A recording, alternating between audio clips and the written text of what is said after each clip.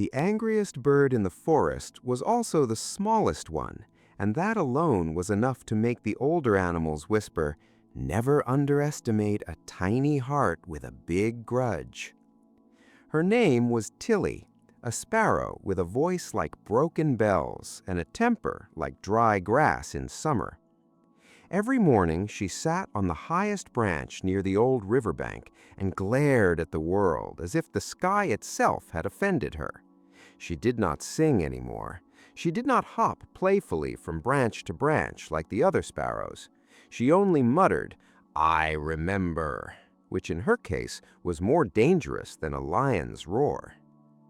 Long ago, Tilly had built her nest in a fig tree beside the river. It was a beautiful little home, lined with feathers, soft grass, and all the hope a bird could carry in her tiny chest. One afternoon, while she was away searching for seeds, a big buffalo named Bolu came to scratch his back against the same tree. Bolu was a gentle giant, but gentle giants are still giants. One careless push, one loud crack, and down came Tilly's nest like a dropped chapati. The eggs broke. Tilly's heart broke with them. Bolu had apologized 100 times. He bowed his head so low that his horns nearly touched the mud. "I am sorry, little sister," he had said. "I did not mean to hurt you." But grief is a stubborn guest. Tilly did not hear the apology. She only heard the sound of her shattered home. She shouted at him, called him a walking wall, a moving mountain, and once, in a moment of creative rage, a hairy earthquake. The other animals tried not to laugh, but even the frogs had to cover their mouths. Bolu kept apologizing every day after that. He left berries near her branch. He moved far away from her tree. He even learned to walk around puddles quietly so he would not disturb her. Still, Tilly refused to soften. She decided that anger was weakness and that carrying grudges was strength. At first, the anger made her feel powerful. She walked around the forest with her tiny beak lifted and her feathers puffed out. She told herself, "I will never forget. I will never forgive. I will never let him off the hook." But days turned into weeks, and something strange began to happen. Her anger grew heavier than her body. It sat on her shoulders like a wet blanket.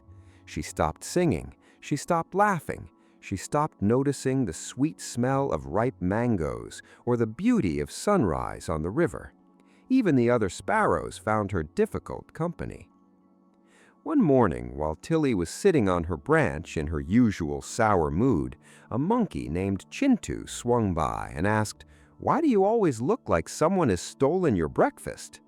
Tilly snapped, "Because someone stole my peace." Chintu scratched his head. "That sounds expensive. Did you report it to the forest office?" Tilly glared. "Do not joke with me." "I'm not joking," Chintu said, grinning. "Anger is like chewing a bitter leaf and expecting your enemy to taste it." Tilly did not answer, but the words entered her heart like a pebble dropped into still water. She wanted to dismiss them, yet they stayed. That evening, the forest grew silent in a way that made even the crickets nervous. The wind changed direction. The birds flew low. From the edge of the woods came the smell of smoke, fire. At first, it was only a thin ribbon curling through the dry grass, but within moments it became a hungry orange wall racing toward the riverbank.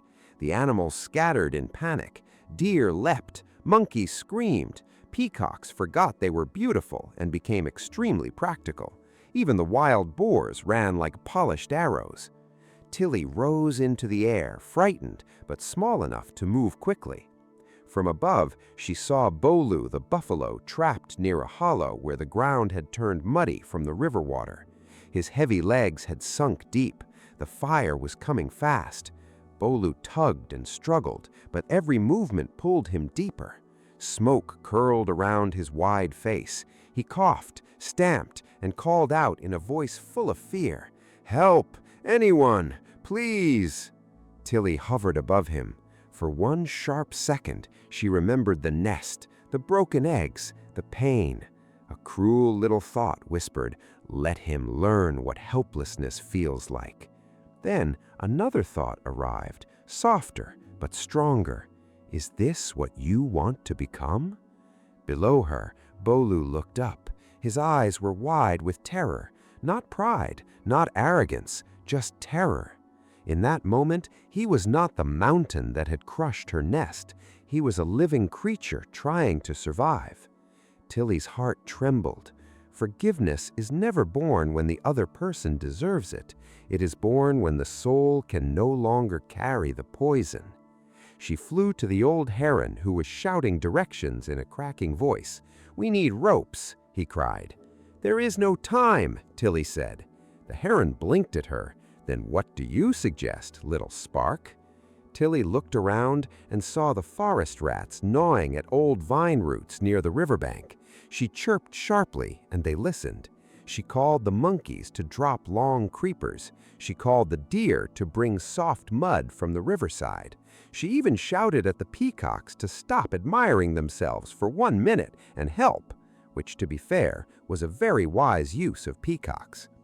Working together, the animals threw ropes of vine around Bolu's thick chest. Chintu the monkey swung down and tied the knots. The deer pushed mud around the sucking earth to firm it up. Tilly flew again and again, guiding them from above like a tiny general with feathers. At last, with one mighty pull, Bolu was freed. He stumbled onto dry land just as the flames reached the muddy hollow and hissed at the river's edge. The fire could not cross the water, and the forest was saved. Bolu collapsed, gasping. His ears drooped. He looked at Tilly with eyes filled with not fear, but with shame. He said, "I thought I would always be the reason for your pain, and perhaps I was, but today you saved me anyway." Tilly landed on a nearby stone. She was trembling, not from the fire, but from something deeper. For a long moment, she could not speak. Then she looked at Bolu and said, "You broke my nest. I broke my own heart by keeping the break alive." Bolu lowered his head. "I am sorry." This time, Tilly heard it. Not just the words, but the regret behind them, the tired kindness, the honest sorrow. She took a breath, and something inside her loosened. It felt as if she had been carrying a stone in her chest for weeks, and suddenly the stone had turned to dust. "I forgive you," she said. The words were small, but they changed everything. A strange lightness filled her body. The world seemed brighter, the river sparkled, the smoke drifted away. Even the wind sounded kinder. Tilly realized then that forgiveness had not freed Bolu, it had freed her. The burden she had carried for so long had not been punishment for him, it had been a prison for her own soul. From that day on, Tilly sang again, not because the hurt had never happened, but because it no longer ruled her. She built a new nest, this time higher in the fig tree, and Bolu placed his thick body far away whenever he passed beneath it. He even warned younger buffaloes, "Walk carefully near Sparrow homes. Tiny things carry big feelings." The other animals laughed, but they listened. And whenever the forest animals told the story of the angry sparrow and the gentle buffalo, they ended it the same way. Not with the broken nest, not with the fire, but with the moment Tilly forgave. Because in the end, the deepest wisdom in the forest was simple. Revenge keeps the wound open, but forgiveness lets the soul breathe again.